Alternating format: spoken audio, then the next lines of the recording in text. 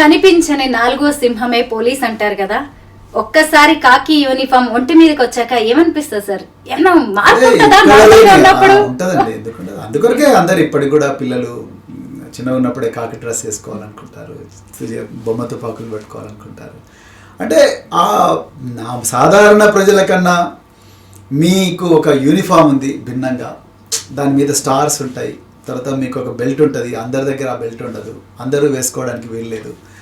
మీరు వేసుకునే బూట్లు అందరూ వేసుకోవడానికి వీల్లేదు. తర్వాత మీ చేతిలో ఉండే తుపాకీ ఏ పౌరుడి దగ్గర ఉండదు, కేవలం మీ దగ్గరే ఉంటుంది.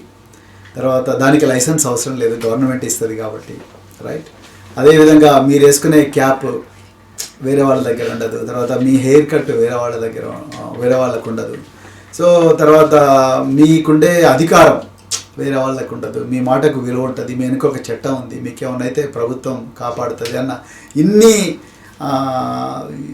ఏమంటారు ఫెసిలిటీస్ ఉన్నప్పుడు న్యాచురల్గా అది వేసుకున్న ప్రతి ఒక్కరికి కూడా కిక్ ఉంటుందండి. అది అందరు కూడా కావాలని కోరుకుంటారు. అందులో వచ్చిన తర్వాత పోలీస్ డిపార్ట్మెంట్ వచ్చిన తర్వాత దాని ఇబ్బందులు దానికి ఉంటాయి. రోడ్ల మీద నిలబడడం, ట్రాఫిక్ పోలీసులు, తర్వాత రాజకీయ నాయకులతో పంచాయతీలు, తర్వాత ఉన్నతాధికారులు, ఇక రకరకాల సమస్యలు ఉంటాయి. సో కానీ ఆ సాటిస్ఫాక్షన్ మీకు డిఫరెంట్గా ఉంటుంది. అందుకొరకే చాలామంది కూడా ఇప్పటికి కూడా యూనిఫామ్ సర్వీసెస్ అంటే ఎందుకు లైక్ చేస్తారు ఆల్ ఓవర్ ద వరల్డ్, ఇక్కడ ఎక్కువ దగ్గర కాదు, ప్రపంచంలో అంతా కూడా, అమెరికా నుంచి మొదలు పెడితే ఆస్ట్రేలియా దాకా, రష్యా నుంచి మొదలు పెడితే రొడేషియా దాకా, ఎవ్రీవేర్ పోలీస్ మ్యాన్ వాళ్ళకు ఒక అధికారం అనేది ఉంటుంది, వాళ్ళకు ఒక హంగు ఆర్భాటం ఇవన్నీ ఉంటాయండి. People like it, I also like it. Police అంటే పవర్, పోలీస్ అంటే హీరో. అసలు మీలాంటి ఒక ఐపీఎస్ని పెళ్లి చేసుకోవడానికి చాలా మంది అమ్మాయిలు పోటీ పడి ఉంటారు. ఆర్ఎస్ ప్రవీణ్ కుమార్ గారిది లవ్ మ్యారేజా, అరేంజ్డ్ మ్యారేజా? ఎప్పుడైనా లవ్ ప్రపోజల్స్ వచ్చాయా? నాకు అట్లాంటి అవకాశాలు రాలేదు. So I'm very happy. మా వైఫ్ ఇద్దరం ఒకటే యూనివర్సిటీ. సో అంటే ఇంత యూనివర్సిటీలో ఉన్నప్పుడు కాదు కానీ ఒక కామన్ ఫ్రెండ్స్ ద్వారా కలవడం జరిగింది. ఒక్కటేంటంటే మా పెళ్లి చూపులు అందరిలాగా ఏదో లంబాచోడ జరగడం అట్లా ఒక 5 నిమిషాల్లోనే మేము పెళ్లి చేసుకోవాలని డిసైడ్ చేసుకున్నాం. I'm very happy and very lucky that I got very very understanding partner. So చాలా అదృష్టవంతున్నాను నేను ఒక విధంగా చెప్పాలంటే. సో ఆ విధంగానే జరిగిందండి. I'm very very happy and very lucky, very lucky. Sir, అంతటి పవర్ ఉన్న కాకి యూనిఫామ్ వదిలేసి మళ్ళీ మీరు సోషల్ వెల్ఫేర్ డిపార్ట్మెంట్కి వెళ్ళారు. అక్కడ గురుకులాలకి సెక్రటరీగా పనిచేశారు, స్వేరోస్ని ఏర్పాటు చేశారు. ఆ ఎక్స్పీరియన్స్ ఏంటి సార్? అది చాలా గొప్ప ఎక్స్పీరియన్స్ అండి. నిజంగా నా జీవితంలో చాలా సాటిస్ఫాక్షన్ ఇచ్చే ఎక్స్పీరియన్స్ నేను సోషల్ వెల్ఫేర్ అండ్ ట్రైబల్ వెల్ఫేర్లో పనిచేయడం అండి. అంటే నేను అంతకన్నా ముందు తెలంగాణ ఉద్యమం బలంగా ఉన్న రోజుల్లో ఉస్మానియా యూనివర్సిటీలో ఉండడం, అక్కడ విద్యార్థులు రోజు పోరాటం చేయడం, కొంతమంది ఆత్మహత్యలు చేసుకోవడం, వాళ్ళ పేదరికం, వాళ్ళ కుటుంబ నేపథ్యం, తర్వాత వాళ్ళ బాధలు అవన్నీ చూసిన తర్వాత ఎప్పుడన్నా వీళ్ళ కోసం మళ్ళీ కష్టపడి పనిచేయాలనిపించింది. ఎంతసేపు పోలీసు మనం బాష్పవాయు ప్రయోగం, లేకపోతే రబ్బర్ బుల్లెట్ల ప్రయోగం, లాఠీ ఛార్జీలు, లేకపోతే ఇక పోలీస్ స్టేషన్లో లాకప్లో పడేయడము, ఇంట్రాగేషన్లు, ఉన్నతాధికారులకు రిపోర్ట్లు, ఇవే కాదు మనం ప్రజల కోసం ఏదైనా సంక్షేమ కార్యక్రమం కూడా చేయాలన్న ఎక్కడ ఆలోచన గుండెలో గూడు కట్టుకునండి అది. సో ఆ విధంగా మరి మా అమ్మ కూడా ఎప్పుడు కూడా ఆమె అందుకు తన కొడుకు పోలీస్ ఆఫీసర్ అయినంత గర్వపడ్డా కూడా మా అమ్మకి ఎప్పుడు కూడా నేను కొంచెం సాఫ్ట్ జాబ్కి వస్తే బాగుంటుండే అన్న ఆలోచన కూడా మా అమ్మగారికి ఉండేది. సో అందుకొరకు నేను మొట్టమొదటి విద్యార్థిని అయినా. నేను యూనివర్సిటీలో ఉన్నప్పుడే జిఆర్ఈ, టోఫెల్ అవన్నీ కూడా రాసి మంచి మార్కులు తెచ్చుకొని తర్వాత అక్కడ నుండి ఇన్ సర్వీస్ లీవ్లో నేను అమెరికా వెళ్ళడం చదువుకోవడానికి 44 సంవత్సరాల వయసులో. అమెరికాలో హార్వర్డ్ యూనివర్సిటీలో మరి బారక్ ఒబామా గారు, బిల్ గేట్స్, మార్క్ జుకర్బర్గ్ వీళ్ళు ఏ విశ్వవిద్యాలయాలు అయితే చదివినరో నేను కూడా అదే విశ్వవిద్యాలయంలో చదివే అవకాశం, అదృష్టం నాకు రావడం, అక్కడ నా ఆలోచన విధానంలో పూర్తిగా మార్పులు రావడం, తర్వాత విద్యా వ్యవస్థ, తర్వాత ప్రజలకు వెల్ఫేర్ అంటే ఏంటి, అసలు ప్రజలు ఎందుకు అణచివేతకు గురవుతారు, అణచివేతకు గురయ్యే విధానాన్ని ఎట్లా అర్థం చేసుకోవాలి, తర్వాత అణచివేత నుండి ప్రజలు ఏ విధంగా రక్షించాలి, చదువు యొక్క ప్రాముఖ్యత ఏంటి, ఇవన్నీ కూడా అక్కడ నాకు చాలా గొప్పగా అవగాహన జరిగింది. ఎందుకంటే ప్రపంచంలో 80 దేశాల నుంచి నా క్లాస్మేట్స్ ఉండేవాళ్ళు. వాళ్ళందరూ వాళ్ళ దేశాల్లో ఉండే సమస్యలు, వాళ్ళ ఆలోచనలు, వాళ్ళ కళలు అవన్నీ కూడా రెగ్యులర్గా నాతో పంచుకునేవాళ్ళు. సో దానివల్ల నాకు నా ఆలోచన పూర్తిగా మారిపోయింది. ఎంతసేపు మనం ఒక డిపార్ట్మెంటు యూనిఫాము సెల్యూట్ పెట్టడం, మార్నింగ్ డిఎస్ఆర్ ఉంటుంది, తర్వాత కొన్ని కేసులు ఉంటాయి, దాని తర్వాత ఆఫ్టర్నూన్ ఒక గంట సేపు రెస్ట్ తీసుకోవడం, మళ్ళీ ఈవినింగ్ పోలీస్ స్టేషన్లో ఉండడం, లేకపోతే ఇంకేదైనా కార్యక్రమాలు చేయడం, దాని తర్వాత రాత్రి 10 గంటలకు 11 గంటలకు ఇంటికి పోవడం, అప్పటికే పిల్లలు పడుకొని ఉండడం. సో ఇదే రొటీన్కు దాదాపు 10-15 సంవత్సరాలు దాంట్లోనే గడిచిపోయింది. సో అందుకొరకు హార్వర్డ్ అనే ఒక అనుభూతి అనేది నాకు కొత్త ప్రపంచాన్ని పరిచయం చేసింది. అందుకొరకే నేను మళ్ళీ వాపస్ వెంటనే వచ్చాను. నేను నేర్చుకున్నదంతా కూడా నా దేశం కోసం, నా మాతృభూమి కోసం వినియోగించాలని అనుకున్నాను. సో అందుకొరకు నేను ఇక్కడికి వచ్చిన వెంటనే సోషల్ వెల్ఫేర్ సెలెక్ట్ చేసుకున్నాను. అంత ఈజీగా రాలేదండి. కాకపోతే అప్పుడున్న ముఖ్యమంత్రి గారు నాకు బాగా పరిచయం కాబట్టి వారిని అడగంగానే ఆయన కూడా నువ్వు పోలీస్ అయ్యండి ఇందులో ఎందుకు వస్తావు, ఇక్కడ ఏముంటుందని వస్తున్నావు, ఐఏఎస్ ఆఫీసర్లు ఎవరు పోరు, నువ్వెందుకు పోతావు ఇక్కడికంటే, ఏదో ఒకటి ఇవ్వండి సార్ చూద్దామన్నా. సరే అదే అందరికీ ప్రజలందరికీ కూడా తెలుసు. దాంట్లో చాలా అంటే చాలా సాటిస్ఫాక్షన్ ఉంటుందండి. అంటే మనం పిల్లలు ఒక్క రోజులో మారరు. మనం ఒక్క పిల్లలు కాదు, 2 పిల్లలు కాదు, లక్షలాది మంది పిల్లలను మార్చే ఒక బృహత్తరమైన యజ్ఞం కార్యక్రమం అది.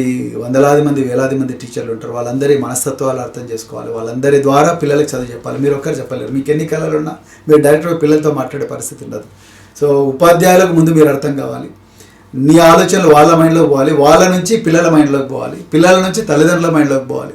సో ఈ విధంగా ప్రతిరోజు ఒక ఎగ్జైటింగ్ ఆపర్చునిటీ, ప్రతిరోజు కూడా ఒక ట్రాన్స్ఫర్మేషనల్, ప్రతిరోజు కూడా ఒక విప్లవాత్మకమైన నిర్ణయం తీసుకునే వాళ్ళం. ప్రతిరోజు కూడా ఎన్నో మంచి న్యూస్ వచ్చేవి. అది ఆ న్యూస్ అంటే సార్ మన పిల్లలు ఆ విధంగా ఆటల పోటీలో పాల్గొన్నారు, మన పిల్లలు అక్కడ పోయారు, ఇక్కడ పోయారు, మన పిల్లలకి ఈ ప్రైజ్ వచ్చింది, ఆ ప్రైజ్ వచ్చింది, ఇంకా రోజు ఇవే న్యూస్. అంటే మనం ఒక పాజిటివ్ ఎనర్జీతో ఒక ఆర్గనైజేషన్లోకి పోతే మనకు వచ్చే రిజల్ట్స్ కూడా అలాగే ఉంటాయి. నేను పోగానే వాడిని సస్పెండ్ చేసి వీడిని జైలుకి పంపించి డామ్ డూమ్ అనే 4 ఫైళ్ళ మీద అడ్డంగా సంతకాలు చేసేసి అది చేస్తే అది ఎవడైనా చేయగలడు. మనం కొత్తగా చేసేది దాన్ని టెక్నికల్ అథారిటీ అంటాం. ఆ టెక్నికల్ అథారిటీ ఎవరైనా వాడగలరు. చాలామంది ఈ మధ్యన కొత్తగా ఎంట్రీ చూస్తుంటే నేను రూల్ ప్రకారమే ఉద్యోగం చేస్తున్నా. రూల్ ప్రకారం రూల్స్ తయారు చేసింది ఎవరు? మనుషులే కదా. ఎవరి కోసం తయారు చేశారు? మనుషుల కోసమే తయారు చేశారు. మనుషుల కోసం రూల్స్ అయినప్పుడు మనుషుల మనస్తత్వాలు ఎప్పుడు ఒకేలా ఉండవు, మారుతూ ఉంటాయి. ప్రపంచం మారుతుంది, మనస్తత్వాలు మారుతూ ఉంటాయి. రోజుకు ఒక ఛాలెంజ్ చేస్తుంటే ఛాలెంజ్ ప్రకారం రూల్స్ కూడా మార్చుకుంటూ ప్రజలందరి జీవితాలు మార్చే ప్రయత్నం చేయాలి. ఎప్పుడు భయపడాలంటే మన జోబులోకి ఆ పైసలు రానప్పుడు, మన పర్సనల్ అకౌంట్లోకి ప్రజల పైసలు రానప్పుడు అప్పుడే బాధపడాలి, భయపడాలి తప్ప అప్పుడు మనం చాలా ధైర్యంగా ఉంది. అవి వచ్చినప్పుడు మనం భయపడాలి. అయ్యో నేను కరప్షన్ చేస్తున్నాను, నేను అవినీతి చేస్తున్నాను, ఈ డబ్బులు విద్యార్థుల కోసం పోయేవి, లేకపోతే ఈ డబ్బులు విద్యార్థుల తల్లిదండ్రుల కోసం పోయేవి, ఈ డబ్బులు ఉపాధ్యాయుల సంక్షేమం కోసం పోవాల్సినవి, మరి అలా నా చేతిలోకి ఎందుకు వచ్చినాయి, నేను తప్పు చేస్తున్నాను, నాకు జీతం వస్తుంది కదా, జీతం సరిపోతుంది, ప్రభుత్వం నన్ను బాగానే చూసుకుంటుంది, అట్టేటప్పుడు నేను మళ్ళీ ఈ ఎక్స్ట్రా డబ్బులు నేను ఎందుకు తీసుకోవాలని నాకు స్పష్టత ఉంటే సరిపోతుందని అనుకుంటున్నాను. సో అందుకొరకు నాకు ఈ రూల్స్ బ్రేక్ చేయడం సరదా అని నేను చెప్పను, కానీ రూల్స్ నేను ప్రతిసారి కూడా రీడిఫైన్ చేసేవాడిని. ఇప్పుడు నాకన్నా ముందు ఉండే సెక్రటరీలు చాలామంది కూడా సోషల్ వెల్ఫేర్లో 100 కోట్ల రూపాయల బడ్జెట్ ఉండేదండి. చూస్తే నేను పిల్లల కాళ్ళకి చెప్పులు ఉండేవి కాదు, కనీసం పరిగెట్టడానికి బూట్లు కూడా ఉండేవి కాదు, బనియన్లు ఉండేవి కాదు, తర్వాత అమ్మాయిలకు నైట్ డ్రెస్లు ఇచ్చేవాళ్ళు కాదు, కప్పుకోవడానికి ఉలన్ డ్రగ్స్ ఉండేవి కాదు, తర్వాత ట్రంక్ బాక్సులు ఇచ్చేవి, అవి ఒక 3 నెలలనే ఖతం అయిపోయేవి. తర్వాత లాగులు వేసుకుంటే అబ్బాయిలకు లాగులు మొత్తం వెనక అంత బట్టలు పీలికలు వచ్చేవి. మీరు ఊళ్ళలో జనరల్గా మీరు చూస్తుంటారు కదా, ఎప్పుడూ నాన్ వెజ్ పెద్దగా పెట్టేవాళ్ళు కాదు. తర్వాత దోమతెరలు ఉండేవి కాదు, పడుకోవడానికి మంచాలు ఉండేవి కాదు, పాము కాటు వస్తే తల్లిదండ్రులకే అప్పగించేవాళ్ళు, మీ పిల్లల్ని ఏమైనా మంచిగా బతుకుంటే అప్పటికి. సో విషాహార గంటలు ఇవన్నీ కూడా జరిగేవి. సో కానీ డబ్బులేమి ఉండేవి ఖజానాలు. నేను ఎందుకు డబ్బులు ఖర్చు చేస్తేలేమంటే సార్ రూల్స్ ఒప్పుకుంటారు. రూల్స్ ఏంటండి? ప్రజల కోసం రాజ్యాంగబద్ధంగా ప్రభుత్వం మనకు బడ్జెట్ ఇచ్చింది, నీ చేతిలో అధికారం ఉంది, రూల్స్ తయారు చేయాల్సింది నువ్వే. నేను మళ్ళీ చెప్తున్నా, నీ జోబులోకి రానంత వరకు నువ్వు ఈ రూల్స్ను ఎన్ని రీఓరియంట్ చేసినా తప్పు లేదు.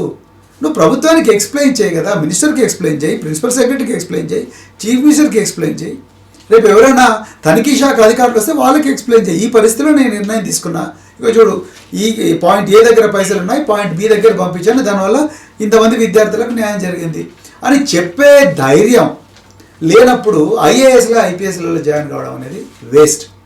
ఈ దేశానికి అలాంటి మూర్ఖులు భారం, అలాంటి మూర్ఖులు కాదు ఈ దేశానికి కావాల్సింది. ప్రజలకు ఏం కావాలి, రాజ్యాంగం ఏం చెప్తుంది, రాజ్యాంగంలో ప్రాథమిక హక్కులు ఏం చెప్తున్నాయి, directive principles of state policy ఏం చెప్తుంది, ప్రజల ఫండమెంటల్ ప్రజలకు జీవించే హక్కును ఏ విధంగా అర్థం చేసుకోవాలి, సమానత్వపరత హక్కును ఏ విధంగా అర్థం చేసుకోవాలి, ఇవన్నిటి మీద క్లారిటీ ఉండాలి. జస్టిస్ అంటే ఏంటి, లిబర్టీ అంటే ఏంటి, ఈక్వాలిటీ అంటే ఏంటి, ఫ్రెటర్నిటీ ఏంటంటే రాజ్యాంగంలో పీఠిక ఎలాంటి విలువను బోధిస్తుంది, చట్టాలు ఏ విధంగా తయారైనాయి, చట్టాలు ఒక అధికారికి ఎంత ఎల్బో స్పేస్ని ఇస్తాయి ఆ రూల్స్ని రీఓరియంట్ చేయడం కోసం, వీటి మీద నిరంతరం ఆలోచిస్తుండాలి. ఈ ఆలోచనలు ఎప్పుడు వస్తాయంటే నువ్వు ఎవరి కోసం పనిచేస్తున్నావో స్పష్టత నీకు ఉండాలి, ఆ ఎవరి కోసం పనిచేస్తున్నావు ఆ ప్రజల మీద నీకు ప్రేమ ఉండాలి. ఆ ప్రజల మీద ప్రేమ ఉంటేనే నువ్వు ఈ రూల్స్ రీఓరియంట్ చేయగలవు. ఆ ప్రజల మీద సానుభూతో, ఆ ప్రజల మీద ఒక ఏహ్యభావమో, ఆ ప్రజల మీద ఎప్పుడు ఒక అనుమానమో, ఒక ద్వేషమో, ఇవన్నీ ఉంటే నువ్వు ఆ ద్వేషాన్ని, ఆ అనుమానాన్ని, ఆ వివక్షను కప్పిపుచ్చుకోవడానికి రూల్స్ అనే ఒక స్మోక్ సిలిండర్ అడ్డం పెడతావు, దానికి ఒక ముసిగేస్తావు. ఇది నేను రూల్ ప్రకారం ఉద్యోగం చేస్తున్నట్టు. ఆ వాస్తవం ఏంటంటే నువ్వు రూల్ ప్రకారం ఉద్యోగం చేస్తున్నావు, కానీ దానివల్ల సిస్టానికి పెద్ద లాభం జరగడం లేదు. సిస్టానికి లాభం జరిగినప్పుడు ఆ రూల్స్ని రీఓరియంట్ చేయాలి. దాన్నే ఇంగ్లీష్లో క్రియేటివ్ డిస్ట్రక్షన్ అంటారు. అంటే ఒక వ్యవస్థ తను అందించాల్సిన ఫలాలను అందించలేనప్పుడు దాన్ని విధ్వంసం చేసి కొత్త వ్యవస్థను నిర్మించాలి. అంతే కదా. నిర్మించినప్పుడు ఒక ఇంట్లో మనం ఉండడానికి యోగ్యంగా లేనప్పుడు ఆ ఇల్లును దాన్ని కూల్చేసి మరొక కొత్త ఇల్లు నిర్మిస్తాం కొత్త పద్ధతిలో. దాన్నే క్రియేటివ్ డిస్ట్రక్షన్ అంటారు. సో అలాంటి పని చేయాల్సిన అధికారులు ఇవాళ మేము రూల్స్ ప్రకారమే పనిచేస్తాం. రూల్స్ చెయ్యి, ఎవరొద్దన్నారు. నువ్వు హానెస్ట్గా పనిచేయి.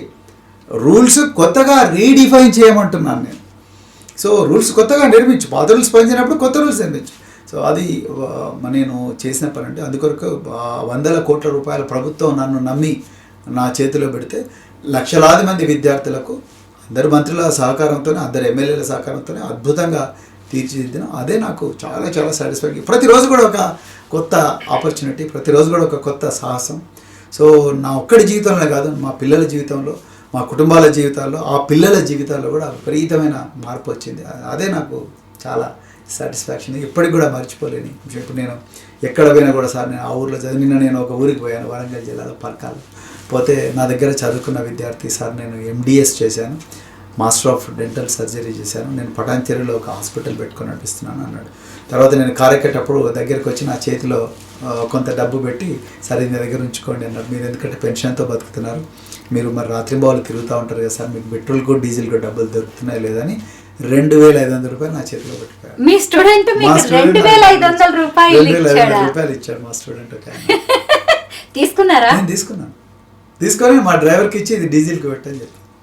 ఎందుకలా వాళ్ళు ఇచ్చారు నాకు. అంటే నేను ఎందుకు చెప్తున్నా అంటే నేను అన్నాను, బాబు మీరు మంచిగా బతకండి అని, లేదు సార్ ఇది నా గురుదక్షిణ అనుకోండి అని చెప్పి నా చేతుల్లో 2,500 రూపాయలు పెట్టాడు.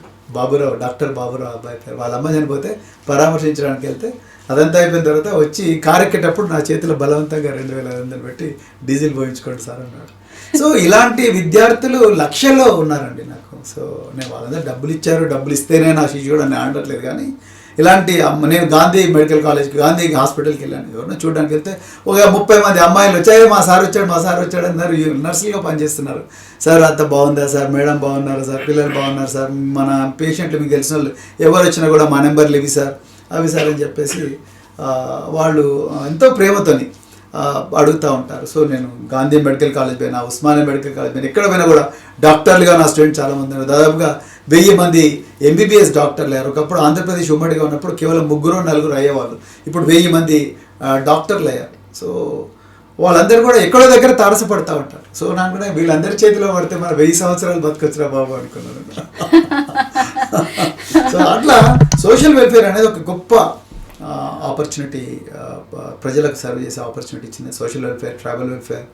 సో ఇంకా ఎన్నో ప్రపంచ రికార్డులు సృష్టించాం. తర్వాత ప్రపంచంలో గొప్ప గొప్ప సంస్థలు ఈ తెలంగాణ గురుకులాల యొక్క కీర్తిని ప్రపంచానికి అంతా కూడా చాటు చెప్పినాయి. వాటి మీద కేస్ స్టడీస్ ఉన్నాయి. ఇంతకన్నా ఏం కావాలండి ఒక ఆఫీసర్ లైఫ్లో.